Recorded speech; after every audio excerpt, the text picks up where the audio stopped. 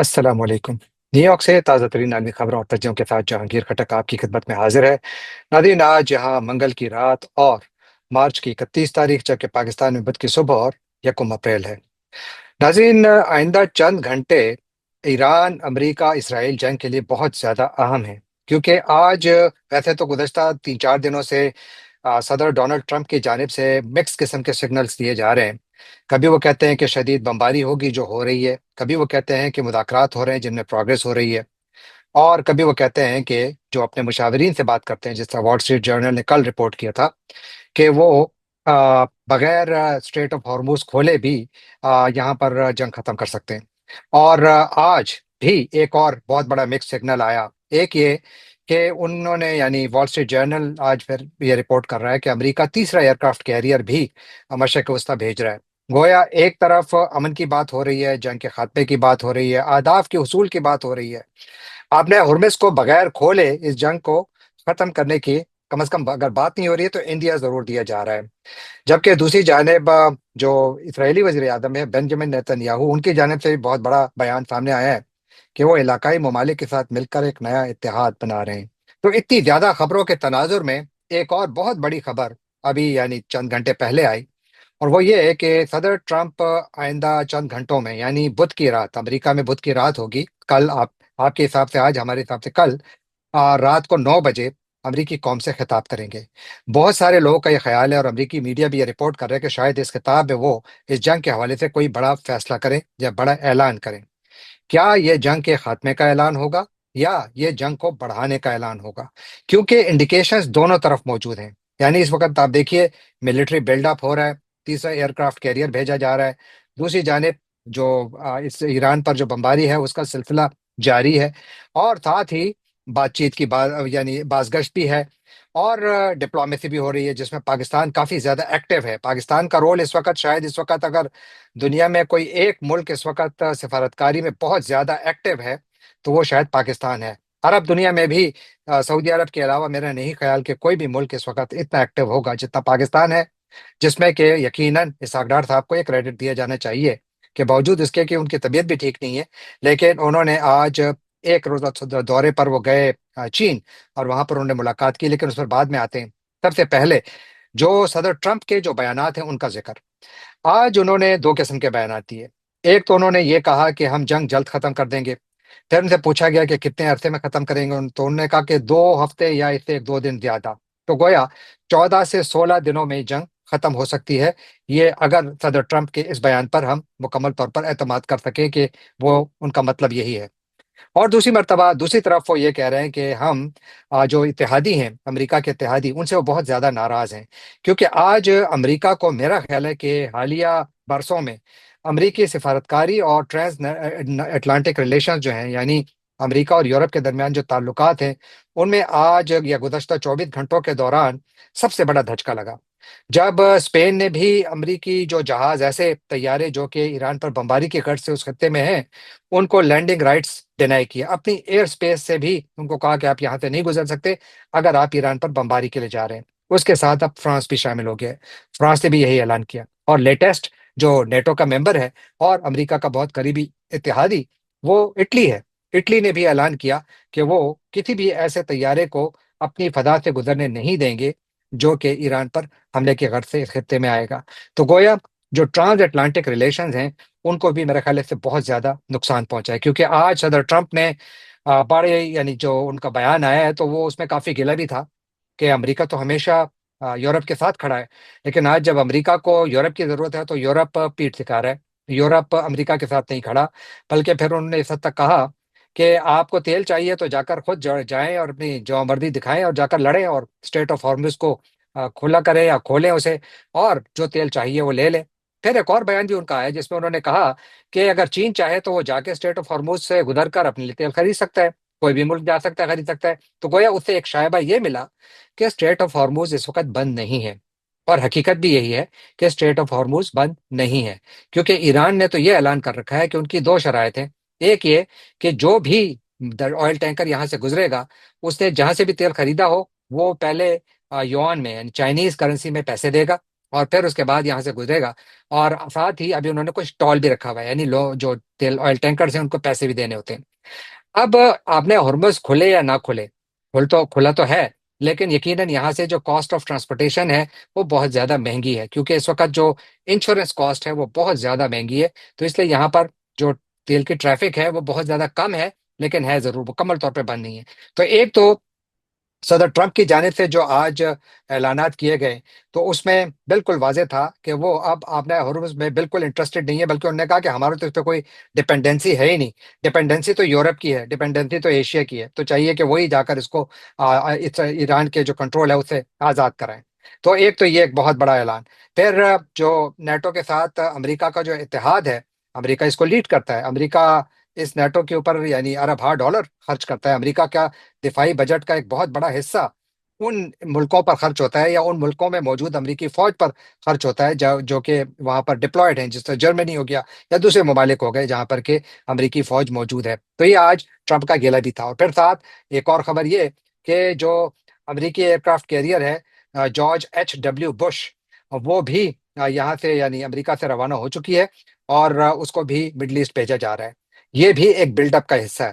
اگر یہ خبریں درست ہیں اور یہ ایئر کرافٹ کیریئر بھی اس خطے میں جاتی ہے، تو یہاں پر امریکہ کی جو ٹوٹل فلیٹ ہے ایئر کرافٹ کیریئرز کا، تو وہ کوئی 11 ہیں۔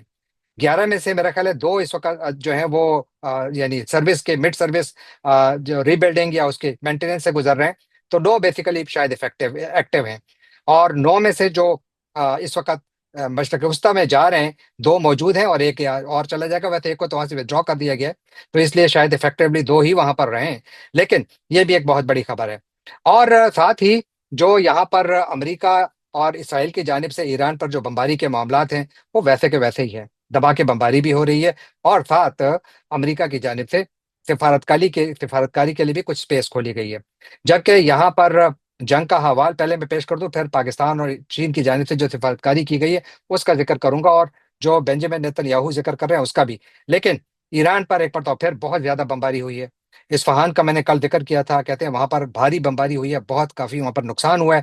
اسی طرح بہت زیادہ بمباری تہران پر ایک مرتبہ پھر ہوئی ہے۔ اسرائیل اور امریکہ دونوں نے تہران پر بہت زیادہ بمباری کی ہے، لیکن اس کے باوجود آج سوشل میڈیا پر کچھ ڈرامیٹک امیجز سامنے آئے، جب ایران کے وزیر خارجہ عباس اراغچی اور ایران کے صدر دونوں مسعود پزشکیان دونوں تہران کی سڑکوں پر نکل آئے، عام لوگوں کے ساتھ گھل مل گئے، اور ان کی ویڈیوز ہر طرف وائرل ہیں۔ تو گویا ایک طرف ایران پر حملے ہو رہے ہیں اور ایسی بمباری ہو رہی ہے جو میرا نہیں خیال کہ اس خطے میں شاید جو پہلے گلف وار ہوئی تھی اس کے بعد اتنی بڑی پیمانے پر بمباری دیکھی گئی ہو جتنی کہ اس وقت ایران پر ہو رہی ہے۔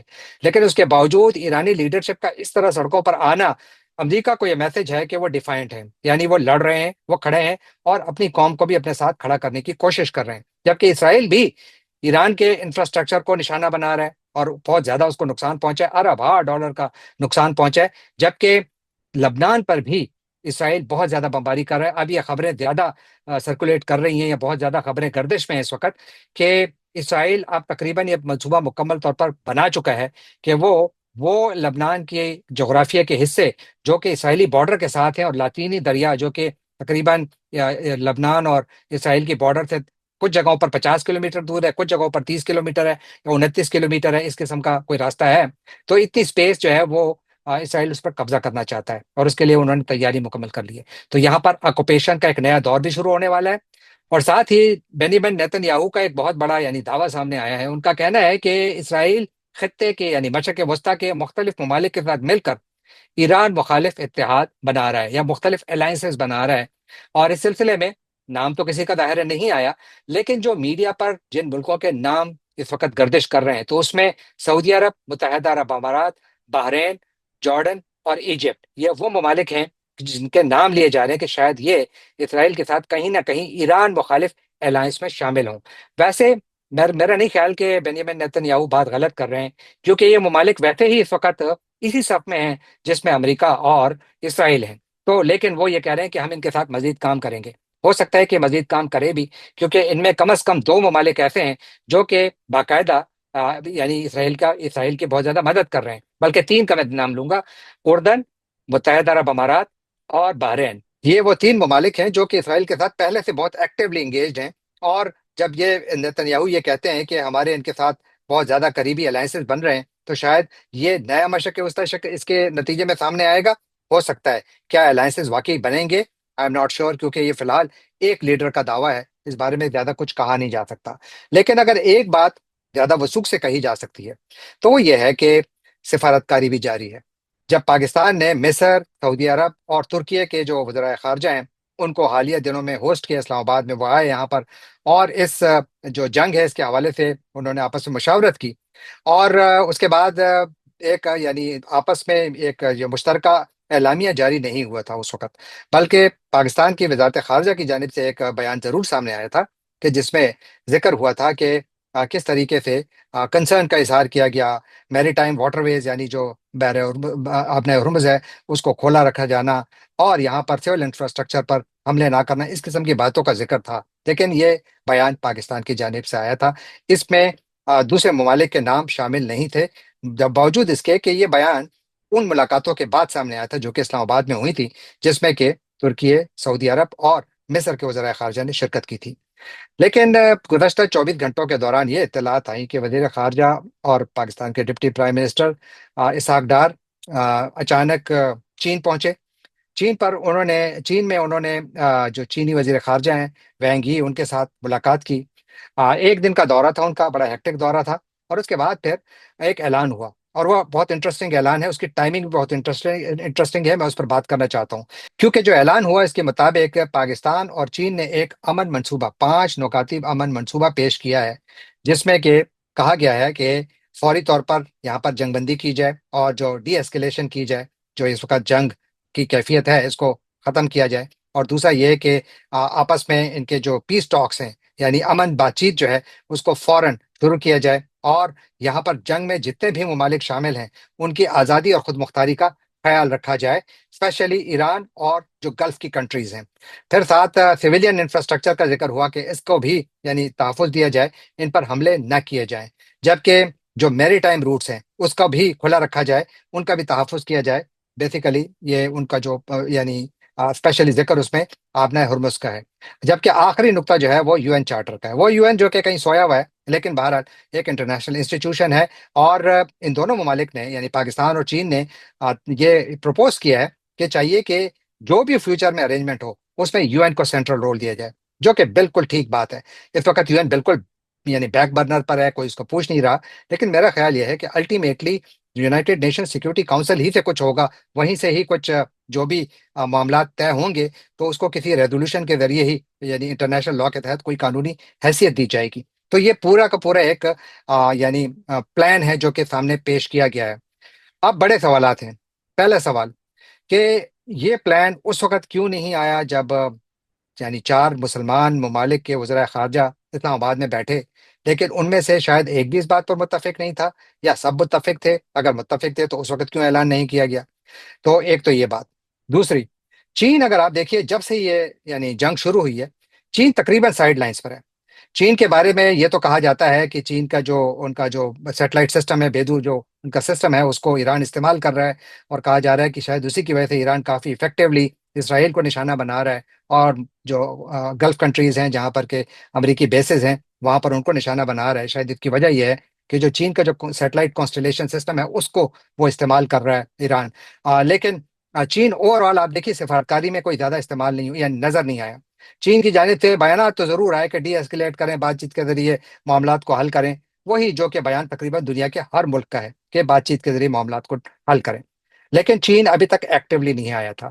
اور پاکستان کا جو کردار تھا، آپ دیکھیے کہ اب تک جو پاکستان جو رول پلے کر رہا ہے، تو پاکستان کا کردار کافی مشکل بھی تھا، پاکستان کا کردار بہت زیادہ ایکٹیو بھی ہے۔ یعنی پاکستان نے جتنے بھی گلف کنٹریز ہیں یعنی جو عرب ممالک ہیں ان کے ساتھ بھی بہت قریبی تعلقات مینٹین کیے، کئی سفر کیے، پاکستان کے وزیر اعظم نے، وزیر خارجہ نے، فوج کے سربراہ نے، سب نے، اور پھر ایران کے ساتھ بھی بہت قریبی انہوں نے اپنے تعلقات کو مینٹین رکھا، بلکہ آج تو جو ایرانی سفیر ہے پاکستان میں انہوں نے بھی پاکستان کے جو کردار کی بڑی تعریف کی ہے کہ پاکستان جو ہے وہ اچھی سفارتکاری کر رہا ہے، اور بے شک کہ پاکستان نے اچھا خاصا بیلنسنگ ایکٹ کیا ہے۔ لیکن آپ دیکھیے کہ جو جتنی بھی پاکستان کی سفارتکاری تھی تو یہ زیادہ یو ایس سینٹرک تھی، یہ زیادہ عرب سینٹرک تھی، اور اس میں کہیں چین زیادہ نظر نہیں آ رہا تھا۔ تو پاکستان کی جانب سے وزیر خارجہ کو چین بھیجنا میرا خیال ہے ایک اچھا ڈیسیژن تھا۔ وہاں گئے تو اب اس کے نتیجے میں ہوا کیا؟ नतीजे में ये हुआ कि एक बाकायदा अमन मंसूबा सामने आया। यानी अभी तक बातचीत भी हुई, अमेरिका की जानिब से 15 नुकात भी भेजे गए, ईरान की जानिब से 5 नुकात भी आए, लेकिन बाकी दुनिया की जानिब से कोई ऐसा अमन मंसूबा सामने नहीं आया। लेकिन ये मंसूबा जो कि चीन और पाकिस्तान की जानिब से पेश किया गया है, अगर आप इस पर नजर डालें तो मेरा ख्याल है कि जनरली शायद सबको एक्सेप्टेबल होगा। अब देखना ये होगा कि अमेरिका इसको किस नजर से देखता है, क्योंकि अगर ये जो मंसूबा है ये ट्रैक्शन हासिल करता है, यानी अगर ये काबिल कबूल होता है जो मुख्तलिफ पार्टीज हैं उनको, तो यकीनन इसमें चीन का बड़ा सेंट्रल रोल आ जाएगा। वो चीन जो कि अब तक साइड लाइन्स पे था, अचानक वो सेंटर स्टेज पर आ जाएगा। किसकी मदद से आएगा? पाकिस्तान की मदद से। वो पाकिस्तान जो कि अमेरिका के भी करीब है, जो ईरान के भी करीब है, जो अरब ममालिक के भी करीब है। तो गोया पाकिस्तान एक अच्छी खासी विन विन सिचुएशन में आ सकता है, लेकिन ये रिस्की भी हो सकता है अगर पाकिस्तान ने ये सफर, यानी सागडार साहब ने ये सफर अमेरिका के मुशावरत के बगैर किया हो। ये भी एक खौफ है, क्योंकि अगर सदर ट्रंप इस पर रिएक्ट करते हैं कि आपने इसमें चीन को क्यों लाया, क्योंकि चीन से वो हमेशा कोई ज्यादा खुश नहीं रहते, तो फिर ये शायद थोड़ा काउंटर प्रोडक्टिव भी हो सकता है। लेकिन मेरा ख्याल है कि पाकिस्तान ने ये कार्ड अच्छा खेला है। ये एक अच्छा सेंसेबल डिसीजन था कि सागडार साहब को भेजा गया, और चीन इसको अप्रिशिएट भी कर रहा है, ईरान भी उसको अप्रिशिएट कर रहा है। पाकिस्तान में कुछ लोग ये दावा कर रहे हैं कि सागडार साहब के इस सफर की बुनियादी वजह भी ईरान था, क्योंकि ईरान ने पाकिस्तान को यह कम्युनिकेट कर दिया था कि ईरान को पाकिस्तान पर एतमाद नहीं, तो लिहाजा आप चीन को बीच में लाएं।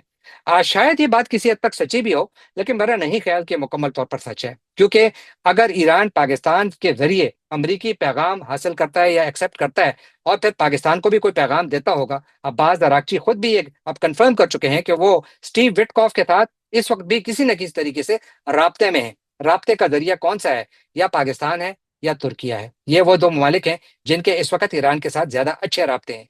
लेकिन अब देखना ये होगा कि ये तो आने वाले वक्त में पता लगेगा, लेकिन शायद पाकिस्तान की ये मूव जो है ये अहम है। क्या इसके नतीजे में यहाँ पर अमन आएगा, ये एक सबसे बड़ा सवाल है।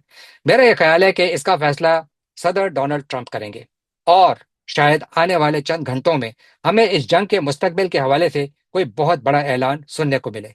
इसका इंतजार मुझे भी रहेगा, और जो भी कुछ सामने आएगा उस पर मैं अपनी राय आपकी खिदमत में जरूर पेश करूंगा। जाने से पहले आपसे एक बार फिर दरखास्त कि आप हमारे चैनल को सब्सक्राइब कीजिए, लाइक कीजिए, शेयर कीजिए, कमेंट कीजिए, और बेल आइकॉन को क्लिक करना ना भूलिएगा। आपका बहुत बहुत शुक्रिया।